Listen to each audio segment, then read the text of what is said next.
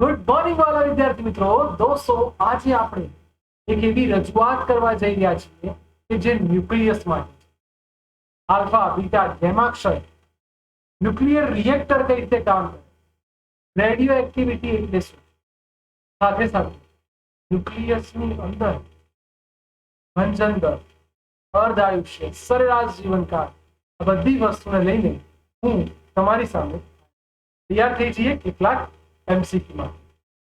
पहले lithium Li7 any पर proton आपात करो तो 3Li7 एनी पर प्रोटोन आपात करो छो तो 1 શું મળે છે 4Ba. તો ઉત્સર્જિત કણ કયો હશે? આલ્ફા કણો તો નહીં આવે. હવે તમે દોસ્તો જોવા જાઓ શું અમે લખ્યું છે એ તમને બધાને ક્લિયર થઈ ગયું છે. જેમ કે દોસ્તો આપણે જ્યારે ઉત્સર્જિત કણની વાત કરીએ તો એ જોવું પડે કે આમાંથી કોણ ઉત્પન્ન થાય છે. જેમ કે દોસ્તો તમારી સામે લિથિયમ છે. ચલો બેટા, હવે હાઇડ્રોજન શબ્દ આવ્યો, સોરી પ્રોટોન શબ્દ આવ્યો. પ્રોટોન શબ્દ એટલે આ લખાય ના, પ્રોટોન 1H1.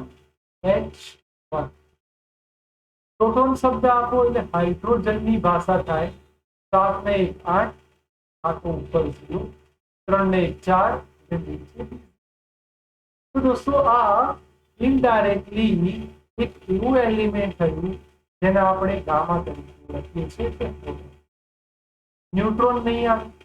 બીટા કણની બે શક્યતા હોય, -1 0, +1 0, એમાંથી પણ એક જ નથી. એટલે આપણી પાસે પ્રોટોનનો મતલબ હાઇડ્રોજન આખું થાય જે મેં તમને કીધું તેમાં કણ અથવા તેમાં કિરણ ઉત્પન્ન થશે. નેક્સ્ટ, રેડિયો એક્ટિવિટી વિભાજન દરમિયાન કોનું ઉત્સર્જન થતું નથી? તો શું યાદ રાખો, પ્રોટોનનું ઉત્સર્જન ના થાય. હિલિયમ હા 2He4 થાય. ઇલેક્ટ્રોન -1 0 થાય. ન્યુટ્રિનો, એન્ટ્રી ન્યુટ્રિનો, આ બધા વિકિરણ. તો પ્રોટોન એ ક્યારેય ઉત્સર્જન પામે. નેક્સ્ટ, રેડિયો એક્ટિવિટીમાં તત્વ એક્સ નો અર્ધ આયુષ્ય એટલે કે અર્ધ જીવનકાળ એટલે ટાઉ હાફ કોનો એક્સ એ બીજા વાયના સરેરાશ જીવનકાળ, તો આનું સરેરાશ જીવનકાળ જેટલો છે. દોસ્તો યાદ કરો 0.693 upon lambda x અને આ તો 1 upon lambda y. ચોકડી ગુણાકાર કરો તો ખબર પડશે કે લેમ્ડા એક્સ બરાબર, અને આમ લઈ જાઓ અથવા ઉલટું કરજો તો લેમ્ડા એક્સ આમ જશે 0.693 લેમ્ડા વાય. આનો મતલબ એવો થયો કે લેમ્ડા વાય લેમ્ડા એક્સ કરતા મોટો છે. લેમ્ડા વાય મોટો છે એટલે કે બી ઓપ્શન વાય નો વિભાજન દર એક્સ ના વિભાજન દર કરતા વધારે છે. સરસ હતું દાખલું, શબ્દોની માયા ઝાડ જેવું, ધ્યાન આપીશું.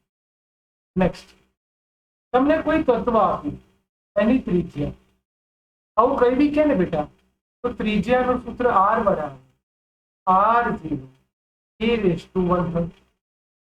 હવે તમને બે તત્વો R1 A1, R2 is equal to R0 A2⁻1. તો ભાગાકાર કરશો R0 cut R1 by R2 is equal to A1 by A2⁻1.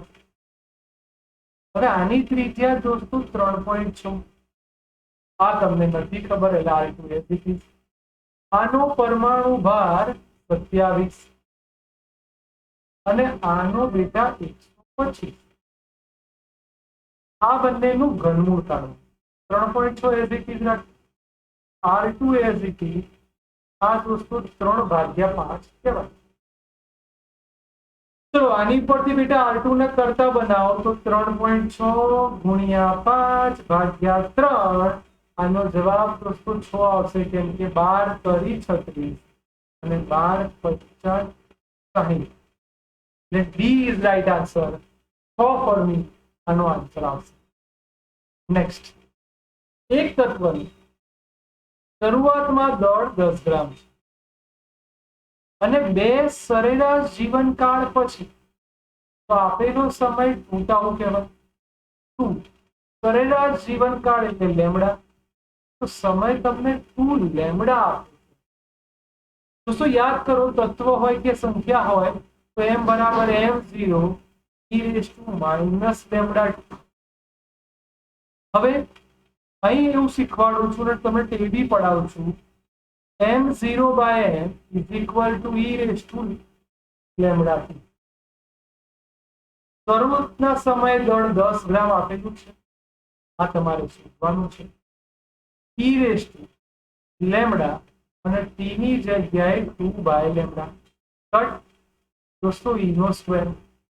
ચલો એમને કરતા બનાવો તો 10 ભાગ્યા e નો સ્ક્વેર. 10 એઝ ઇટ ઇઝ, ની વેલ્યુ 2.718. હવે તમારી પાસે સરસ મજાનો આન્સર આવી જાય બેટા. તમારો જવાબ 1.35 ની આસપાસ આવશે. જોઈ લો બેટા, પાકો કરો. નેક્સ્ટ, હવે એવું કહે છે કે એક ન્યુક્લિયસમાં x, અહીંયા n, આ m, એક આલ્ફા અને 2 બીટા કણો ઉત્પન્ન થાય. હવે આ તત્વ ખબર નથી. આલ્ફા એટલે બધાને ખબર છે 2He4 અને 2 બીટા એટલે -1E0 2 વાર લખી દો. તો બેટા જો ઉપર 4 એઝ ઇટ ઇઝ રહેશે, પણ આ 4 બાદ થઈ ગયા એટલે m-4 અને નીચે આ ઉડી જશે એટલે n એઝ ઇટ ઇઝ રહેશે. આન્સર આવે છે 6 વાળો નહીં આવે, 2 બાદ થાય નહીં આવે. Yes, that means C is my right answer. Hello MCQ logic તૈયાર કરાવે તેવો MCQ. નેક્સ્ટ, t બરાબર 0 સમય એની મૂળ એક્ટિવિટી આટલી છે અને આટલા સમયે આટલું વિભંજન થાય છે. તો મારો n બરાબર n0 is equal 1/2 raised to n. આવું સૂત્ર ભણી ગયા, મજા આવશે. જો બેટા હવે અહીંયા શબ્દોને સેટ કરજો. n કેટલો આપ્યો છે? પ્રોફેસર n0 બાય, નીચે તો n0 છે. 1/2 સ્મોલ n એટલે આપેલ સમય ભાગ્યા અર્ધાયુષ્ય. કેટલો સમય આપ્યો? 5. અર્ધાયુષ્ય એટલે ટાઉ હાફ. બોલો આ બંને કટ. યસ સર, હું સિમ્પલ રીતે આ બંને કટ કરી શકું. આને -1 ઘાત કહેવાય. આને લખવા જઈએ તો 2 ની -5 અપોન ટાઉ હાફ. બંને આધારને ભૂલી જાઓ, બંને બાજુ ln લઈ લઈએ, log લઈ લઈએ તો 1 is equal to 5. અર્ધ આયુષ્ય એટલે 0.693 અપોન લેમડા ln 2. હવે આની ઉપરથી બેટા આ બંને ઉડી ગયા, તમને લેમડા મળી ગયો 1/5. પણ તમે જોયું બેટા, તમારે લેમડા અગત્યનો નથી, તમને મૂળ એક્ટિવિટી કરતા અડધી થઈ જશે. જો તમે એવું વિચારશો ને કે તમે આની પરથી શું શોધી શકો, તો લેમડા શોધી કાઢ્યો, અર્ધ આયુષ્ય બી મળી જાય. કઈ રીતે? ટાઉ હાફ એટલે 0.693 અપોન લેમડા એટલે 5 ઉપર આવશે. ટાઉ હાફ અહીં ટાઉ હાફ એટલે 5 એમના દોસ્તો 0.63 એટલે આને ln2 અથવા log2 તરીકે ઓળખી છે. જોઈ શકો છો કે તમારી સામે આમાંથી કોઈક આન્સર અવેલેબલ છે. ચલો બેટા ફટાફટ તમે જોઈ શકો છો કે કયો આન્સર આની અંદર સુટેબલ છે. જલ્દી ફાસ્ટ. હું ઈચ્છું કે તમને જે 0.693 વાળો કન્સેપ્ટ દેખાવો જોઈએ એ મળી જાય, તમે બહુ જ આસાની આનો જવાબ લાવી શકો. થેન્ક યુ બેટા. नहीं? चलो જુઓ, ચલો ફટાફટ જલ્દી જાતે સોલ્વ કરો, આવડી જવો જોઈએ. આવડી ગયો ને? તમારો જવાબ બેટા ડી કયો આવે કે ભાઈ D, D for Delhi. Okay, LN2 મારો આન્સર આપણો રાઈટ. જોઈએ નેક્સ્ટ. તો D is my right answer. Next, સ્થાયી સ્થિતિમાં રહેલા એ પરમાણુના ન્યુક્લિયસ દ્વિરેખી આલ્ફા કણનું વિસર્જન થયું. એક્સ ઝેડ એમાંથી વાય આલ્ફા એટલે 2He4. તો અહીંયા તમે જોઈ શકો છો E-4 Z-. દોસ્તો સ્થિર સ્થિતિમાં છે એટલે જો હું રેખીય વેગમાન સંરક્ષણની વાત કરવા જાઉં તો પ્રારંભિક વેગમાન સંરક્ષણ M1V1 એટલે A-4 અને આલ્ફા કણ એટલે 4 અને એનો વેગ દોસ્તો v છે. સામે લઈ જાઓ તો -4v A-4 py, that means py is equal to -4v upon p-. દોસ્તો આપણને આનો વેગ મળી. તો નિપજ ન્યુક્લિયસ કેટલી ઝડપથી પાછું ધકેલાય. મળી ગયો તમારો આન્સર, તમારી સામે છે જ. તમારે એ જોવાનું છે કે તમને આની અંદર જવાબ જોતા ફાવે છે કે નહીં. હવે જો તમારી સામે જવાબ આવી છે, સી આન્સર છે. તમને થાય સર અમારો આન્સર તો માઇનસ આવ્યો, એ માઇનસ જ એવું બતાવે છે કે તમારો જવાબ બતાવે છે કે માઇનસ, એનો મતલબ પાછું નથી. તો she is my right answer. Next, એક રેડિયોએક્ટિવ પદાર્થ 40 દિવસમાં આટલો ક્ષય પામે તો એનો અર્ધ આયુષ્ય શોધો. ચલો આપણે ભણી કહેતા n/n0 is equal to 1/2n. બેટા હવે હું ડાયરેક્ટ જ સ્ટેપ પડાવું.